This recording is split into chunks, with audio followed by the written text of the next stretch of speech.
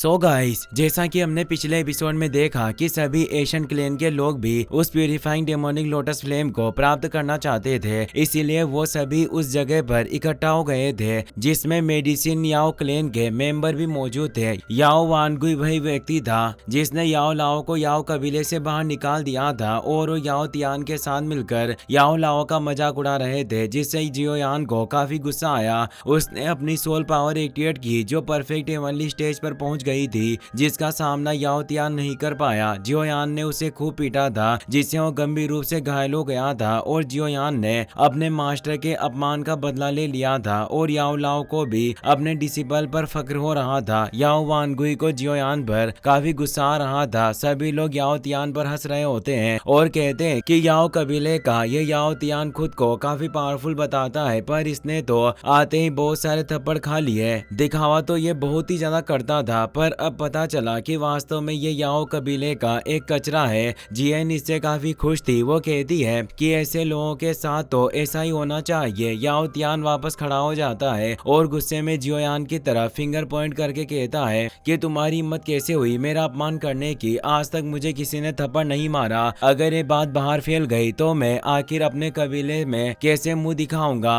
और वो अपने सबसे पावरफुल मुंह का इस्तेमाल करते हुए सारी एनर्जी को अपनी बॉडी में कंसंट्रेट करने लगता है। उसके चारों तरफ फ्लेम इकट्ठा हो जाती है और वो उस फ्लेम से एक जाइगेंटिक बिस्ट को बाहर ले आता है, जिसे देखकर सभी हैरान रह जाते हैं। जूनर और बाकी सभी भी परेशान होते हैं क्योंकि उसके पास 13वें नंबर की heavenly flame turtle spirit earthly flame मौजूद थी, जिसके हेवनली टर्टल बिस्ट को उसने एक्टिवेट किया था। पर जियोयान बिल्कुल भी डरा हुआ नहीं था, बल्कि वो तो मुस्कुरा रहा था क्योंकि जियोयान के पास तो पहले ही 5 हेवनली फ्लेम मौजूद थी। पर याओ तियान को लग रहा था कि वो इससे जियोयान को पंगु बना देगा, इसीलिए वो उसे कहता है कि मरने के लिए तैयार हो जाओ। जियोयान कहता है कि इतना ज्यादा घमंड करने की क्या बात है, ये तो बस 13वें नंबर की heavenly flame turtle speed earthly flame है। याओ तियान उस फ्लेम पावर से जियोयान पर हमला करता है। जियोयान कहता है कि मैंने नहीं सोचा था कि तुम्हारे पास एक हेवनली फ्लेम भी होगी, पर अफसोस की बात है कि तुम्हें इसका सही से इस्तेमाल करना भी नहीं आता। और वो अपने हेवनली फ्लेम के ड्रैगन फॉर्म को एक्टिवेट करके उस पर हमला करता है, जिससे वो उस टर्टल अर्थली फ्लेम के हमले को रोक लेता है और वो ड्रैगन उस फ्लेम पावर को निगलते हुए आगे बढ़ता है और टर्टल अर्थली फ्लेम बिस्ट पर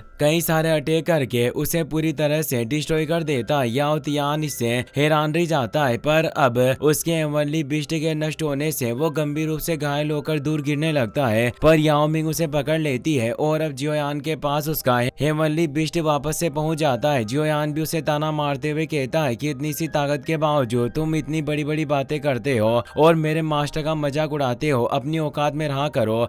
याओ तियान गंभीर रूप से घायल हो गया था और वो कोई जवाब भी नहीं दे पा रहा था। याओ मिंग परेशान होकर कहती है कि एल्डर वानगुई अब आपको ही कुछ करना होगा। वानगुई को भी अब काफी गुस्सा आ जाता है और वो हमला करने के लिए अपने वेपन को बाहर निकाल लेता है और कहता है कि लड़के तू अपनी मौत को बुलावा दे रहा है। और वो वुड टेक्निक का इस्तेमाल करके एक जायंट हैंड को क्रिएट करता है और उससे तेजी से जियोयान पर पंच अटैक करने लगता है, पर जियोयान आगे से बिल्कुल भी नहीं हिलता। याओ वानगुई रह जाता है क्योंकि जियन ने आगे आकर अपने किक से ही उस हमले को रोक लिया था और वो एक जोरदार हमला करके उस पंच अटैक को पूरी तरीके से नष्ट कर देती है और पावरफुल एनर्जी अटैक वानगुई की तरफ छोड़ती है। वानगुई अपनी शील्ड से खुद को और अपने साथी क्लेन मेंबर को बचा लेता है, पर अब उसका गुस्सा और भी ज्यादा बढ़ गया था। जियोयान के बचाव में उसके सभी साथी आगे आ जाते हैं। जियन कहती है कि ये बूढ़ा अपनी हद पार कर रहा है। जियोयान कहता है कि ये अपनी खुद की ही बेइज्जती करवा रहे हैं।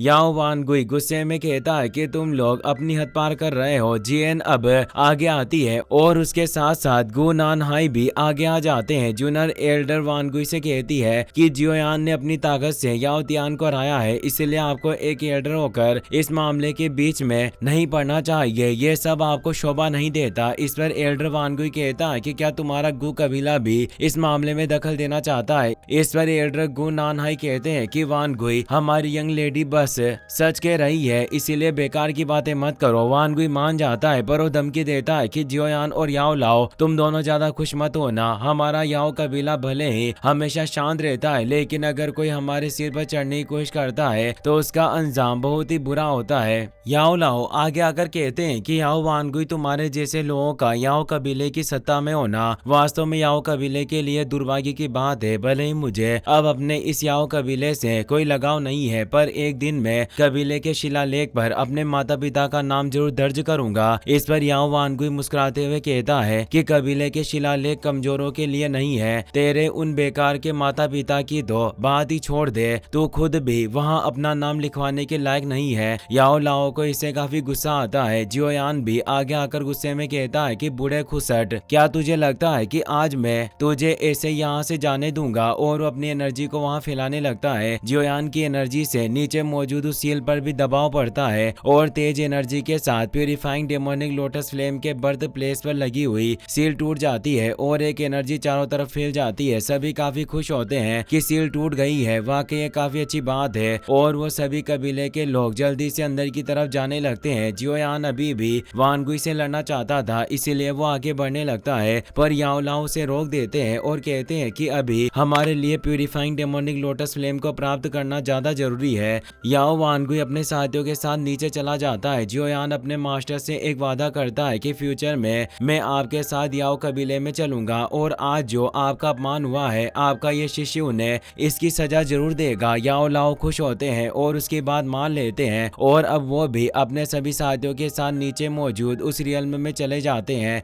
फिर हमें दिखाया जाता है कि अंदर की वो जगह पूरी तरीके से मैग्मा से भरी हुई थी, चारों तरफ से पहाड़ थे और जियोयान को वो जगह काफी ज्यादा गर्म महसूस हो रही थी। वहाँ का टेम्परेचर काफी ज्यादा था और वो जूनियर से कहता है कि हमें अब क्या करना चाहिए, पर जब वो पीछे मुड़ता है तो उसके कोई भी साथी वहाँ मौजूद नहीं होते। वो पूरी तरीके से अकेला था। वो अपने मास्टर और बाकी सभी को आवाज लगाता है पर वहाँ कोई भी नहीं होता। वो सोचता है कि क्या हम सभी को अलग अलग जगह पर टेलीपोर्ट किया गया है? आखिर अब मैं अपने साथियों को कैसे ढूंढूंगा? पर पहले मुझे वहां से निकलना होगा। तभी उसे एहसास होता है कि कोई अजीब सी एनर्जी उसके करीब आ रही है। जियोयान को इसका एहसास होता है और वो तुरंत दूर हट जाता है। तभी वो डार्क एनर्जी बदल जाती है और वो असल में हुनशी मेंग होता है, यानी होलो सोल्स का होल मास्टर जिसने जियोयान को ढूंढ लिया था। जियोयान उसे देखकर परेशान होता है। तभी वहाँ पीछे होलो सोल्स का होल मास्टर और यंग सोल मास्टर हुन फेंग भी पहुंच जाते हैं। उन्होंने आगे पीछे दोनों तरफ से जियोयान को घेर लिया था, इसीलिए अब जियोयान उनके बीच फंस चुका था। हुन मिशेंग कहता है कि मैं तुम्हें लेने आ रहा था पर मैं इसी जगह पर तुमसे मिल गया, जिससे अब मेरी परेशानी काफी कम हो गई है। जियोयान देखता है कि उसके पास भागने का कोई रास्ता नहीं है, इसीलिए वो पूछता है कि आखिर तुम मुझसे क्या चाहते हो? हुन मिशेंग कहता है कि तुम्हें इतना घबराने की कोई जरूरत नहीं है जियोयान। क्या तुम्हें याद है कि आखिर ये आदमी कौन है? और वो अपने पास से एक पोर्टल खोलते हैं जिसमें उसके पिता जियोजान बंधे हुए थे और उन्हें काफी गंभीर रूप से टॉर्चर किया जा रहा था। जियोयान अपने पिता को इस हालत में देखकर काफी इमोशनल हो जाता है। जियोजान अपने बेटे को देखकर खुश होते हैं। जियोयान गुस्से में कहता है कि मेरे पिता को छोड़ दो। इस पर हुन मिशेंग कहता है कि जियोयान तुम्हारे पास दो रास्ते हैं, पहला यह है कि तुम खुद मुझे तुओशी एशियन गॉड जेट सौंप दो और अपने हाथ पैर तोड़ लो ताकि तुम्हारे पिता को इतना दर्द न सहना पड़े, या फिर दूसरा ऑप्शन यह है कि तुम अपने सामने मेरे ही हाथों से अपने पिता को मरते हुए देखो। और जियोजान को इलेक्ट्रिक शॉक देने लगता है जिससे उन्हें और ज्यादा दर्द हो रहा था। जियोयान को इससे और ज्यादा गुस्सा आता है। वो तुओशी एशियन जेट को बाहर निकाल लेता है और कहता है कि मैं तुम्हें वो एशियन जेट दे दूंगा, पर पहले मेरे पिता को छोड़ दो। जियोजान दर्द में होने के बावजूद अपने बेटे से कह रहे थे कि तुम यहाँ से भाग जाओ, इस पर विश्वास मत करो, ये तुम्हें फंसा रहा है। हुन मिशेंग उन्हें और भी बुरी तरह से दर्द देने लगता है। जियोयान गुस्से में भर जाता है। वो अपने पिता को इस हाल में नहीं देख पा रहा था। वो कहता है कि मैंने तुम्हें कहा ना कि रुक जाओ। हुन फेंग और वाइस सोल मास्टर जियोयान को इतना बेचैन देखकर काफी खुश हो रहे थे और हुन मिशेंग को भी काफी मजा आ रहा था, इसलिए हंसते हुए कहता है कि ऐसा लग रहा है कि तुम्हारे पिता की अब तुम्हें कोई जरूरत नहीं है, इसीलिए तुम मुझे वो एशियन जेट नहीं दे रहे।